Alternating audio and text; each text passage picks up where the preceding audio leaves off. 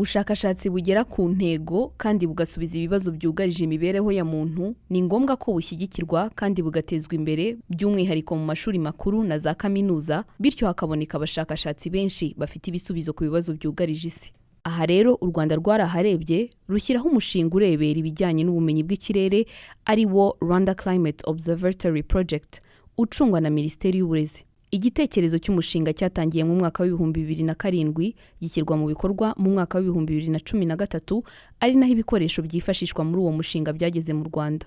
Uyu mushinga rero ufite ibintu bitatu by'ingenzi wibandaho mu rwego rwo gupima, ari byo imyuka ihumanya umwuka duhumeka, imyuka igira ingaruka ku mihindagurikire y'ibihe, ndetse n'imyuka yangiza akayunguruzo katurinda imirasire y'izuba yagira ingaruka zikomeye ku rusobe rw'ibinyabuzima. Mu rwego rw'uburezi, uyu mushinga waje ari igisubizo mu gufasha Abanyarwanda guteza imbere ubushakashatsi butanga ibisubizo mu Rwanda, mu karere dutuyemo ndetse no ku rwego rw'isi. Umwarimu muri Kaminuza y'u Rwanda akaba n'umushakashatsi mu bijyanye n'ubumenyi bw'ikirere, Dr Jimmy Gasore, aratwereka icyo uyu mushinga ufasha mu kuzamura ireme ry'ubushakashatsi mu Rwanda. Uyu mushinga ufite ibice bitatu.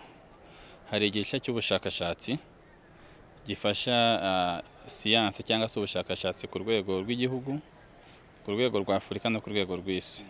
Ni ukuvuga ngo ni twenyine muri Afurika dutanga amakuru nk'ayo dufite hariya mu Gogo, bituma ku rwego rw'ubushakashatsi ku isi dufasha cyane siyanse, ndetse itishingiye hano mu Rwanda. Ni ukuvuga ngo kuzamura ireme ry'ubushakashatsi mu Rwanda biri mu nshingano ya Minisiteri y'Uburezi.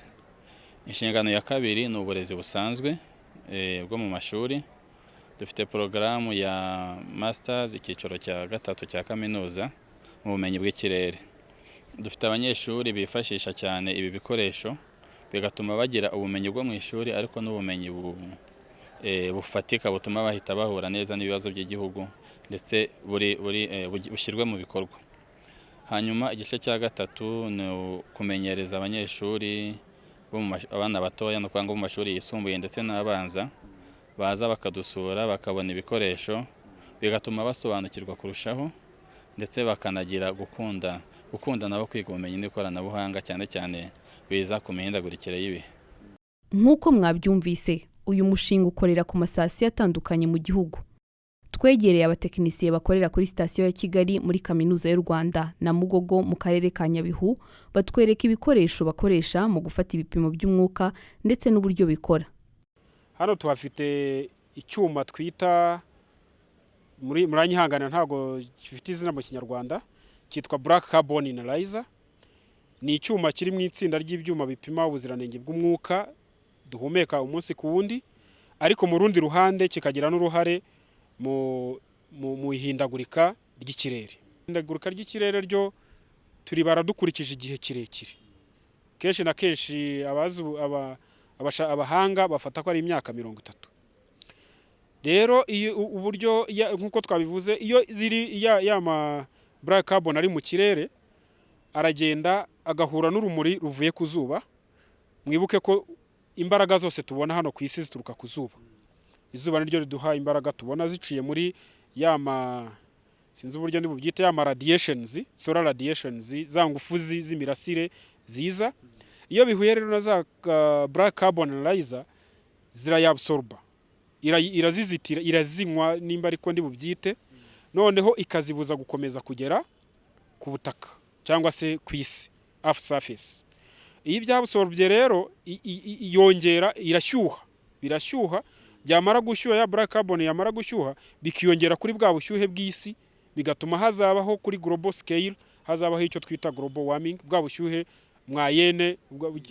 mwayene bw'isi bukazamuka ukari ku ruhande rwo kwihindagurika ry'ikirere. Kandi bw'iyo ubushyuhe buhindutse, kenshi na kenshi usanga imvura uko yagwaga irahinduka, ikigereranyo cy'inyanja twari dufite kigahinduka, ubushyuhe bwahinduka, ubwoko bw'ibimera bwabagaho bumwe bukazimira, inyamaswa zimwe na zimwe zigahunga, ndetse natwe bikazaba bishobora kugera ku kigero no dushobora kwihanganira, tugereranyije nko mu makamwe namwe twumva mu mahanga, byabaye mu Bufaransa, byabaye ahantu hatandukanye. Iki kindi mureba, iki cyo nimba ndi bukite kabuhariwe sinzi ko ndibuze kubyita, ni icyuma kigoye, ni icyuma kinini nkuko mubibona, kandi gifite ikoranabuhanga rihambaye. Iki cyuma cyo nkuko twabivuze gifite kiri mu itsinda noneho ry'ibyuma bipima imyuka igira uruhare mu iyangirika ry'akayungururo k'izuba. Noneho iyi myuka kenshi na kenshi ituruka mu mafirigo dukoresha buri munsi, igaturuka muri bino byuma dukoresha dukonjesha mu nzu cyangwa se ibyo twita air conditioners, igaturuka muri aya maparufe twitera. Yo havamo imyuka ariyo bita chlorofluorocarbons, sindi bubone ikinyarwanda mbyitamo, ifite ubushobozi iyo woherejwe mu kirere imara igihe kiri hejuru y'imyaka 100 iri mu kirere. Bivuze ngo ibyo twohereje uyu munsi bishobora kuzabaho imyaka 100 irenga 100 iri imbere. Iyo rero bigeze mu kirere bigahura na ya mirasire y'izuba cyangwa icyo abahanga bita ultraviolet light, irashwanyuka cyangwa se igasenyuka. Yamara gusenyuka hagavamo atome twita chlore. Abazi ubutabire barabyumviye icyo bivuze.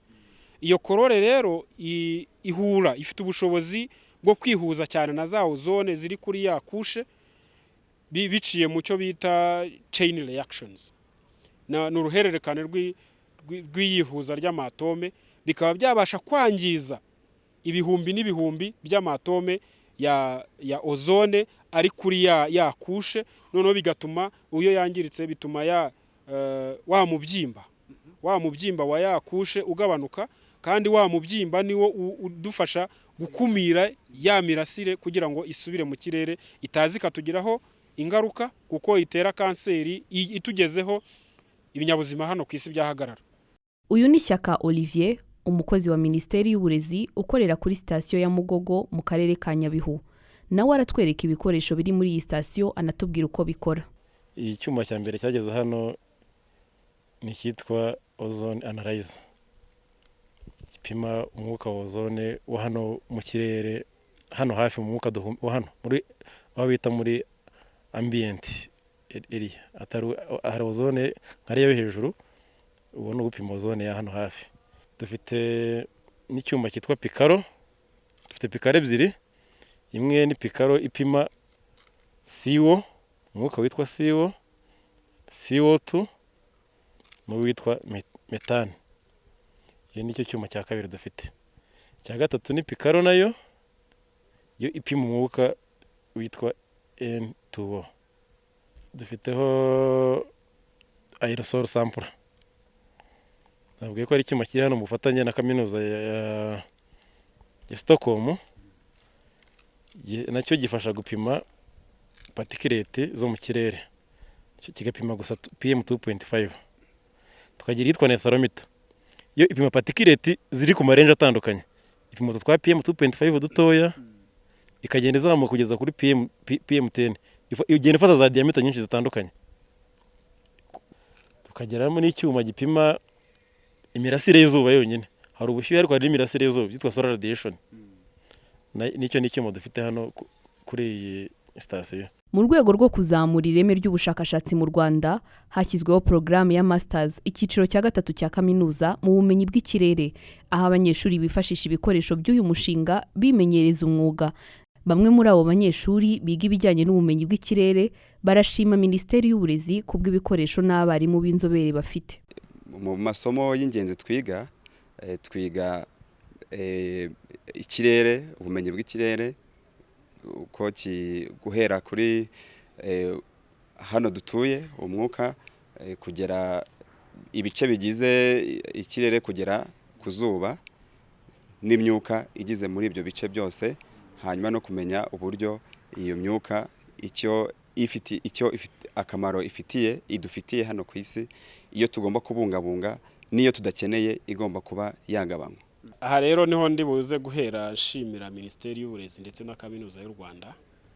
Mu myigire yacu tuyereye ku bikoresho, dufite ibikoresho bihagije, ari ibiturutse muri projet ya climate change ndetse n'ibindi bigo bitandukanye za meteo, n'ibindi bigo bindi bifite andi maprojet bishobora kuduha ibipimo tugenderaho dusesengura ibibumbiye mu kirere. Nkayishimira nanone ku bw'abarimu beza b'inzobere babifitemo n'ubunararibonye baza kutwigisha. Dufite imikoranire na kaminuza ziri ku rwego rushimishije, ku rwego rw'isi ndetse n'urwego rw'akarere u Rwanda ruherereyemo. Aha twavuga cyane cyane nk'abarimu baba barize cyangwa se bakora muri Massachusetts Institute of Technology ariyo MIT. Abo twarababonye baraza baratwigisha nka university ya mbere ku rwego rw'isi, kandi ibi bintu babimazemo imyaka irenga 30. Byaradushimishije ko baje bakatwigisha kandi bagendeye ku bintu bigaragara bifatika bifite n'ibimenyetso ku bintu byabayeho. Burya amakuru aturuka mu bushakashatsi aba meza yaturutse mu bipimo byizewe. Dr Jimmy Gasore avuga nanone ko ibikoresho biri mu Rwanda bitanga ibipimo byizewe kandi bifasha abafata umwanzuro kubona amakuru afatika baheraho. Burya amakuru aba meza yaturutse mu bipimo byizewe. Dufite rero sinzi niba twabita umuryango cyangwa se ihuriro ry'abashakashatsi ku rwego rw'isi yitwa EGH. Turi bamwe muri ryo. Dufite ahantu 12 dupimira ku isi, muri Afurika akaba ari twe twenyine turi hano. Iryo huriro rero riyobowe n'amakaminuza atandukanye, by'umwihariko yitwa Massachusetts Institute of Technology MIT. Tugahura buri gihe inshuro 2 mu mwaka, tukanyuza amakuru mu bipimo byose, tukareba koko aya makuru yizewe akajya yatangazwa. Iryo huriro ryose dukoresha ibikoresho bisa, iyo bita calibration cyangwa se ubuziranenge bw'ibikoresho bugenzurwa n'abantu bamwe, ndetse n'ibipimo fatizo, kuko niba uri gupima umwuka hano ukenera ibipimo fatizo byo kugenda ugereranya, ubwo ni nka standards, nazo zituruka hamwe zose. Ni ukuvuga ngo urwo rwego rero turiho, isi yose n'urwo rwego iriho, bigatuma amakuru yacu yizerwa. By'umwihariko World Meteorological Organization, umuryango mpuzamahanga wita ku iteganyagihe cyangwa se ku by'ikirere, yawaduhaye icyemezo cy'uko utwemera nk'ahantu tugaragaza Afurika. Mujya mwumva amanama yitwa za COP, ibihugu byose bijyamo bikumvikana, bati tugiye gukora ibi, bose bakabyumvikana. Rero amakuru dutanga afasha babashakashatsi bo ku rwego rw'isi, bavuga bati nimudagira icyo mukora bizagenda gutya. Byibuze ugasanga natwe nka Afurika dufite amakuru turi gushyiramo aturutse hano mu Rwanda. Noneho n'icya kabiri, abantu bagiye mu mishyikirano, kuko ariya usanga abantu batangira gutungana intoki. Abanyamerika bati ni mwebwe, Abashinwa bati ni mwebwe, bati n'Abanyafurika. Iyo ufite amakuru afatika avuga ati dore twe muri Afurika ntabyo turi kohereza, biragufasha. Ni muri urwo rwego rero amakuru dukora agenda akagera ku rwego rw'isi, agafasha inzego zifata ibyemezo ku rwego rw'isi, kubera ko n'ibibazo bari kureba ari ibibazo bigira ingaruka ku rwego rw'isi.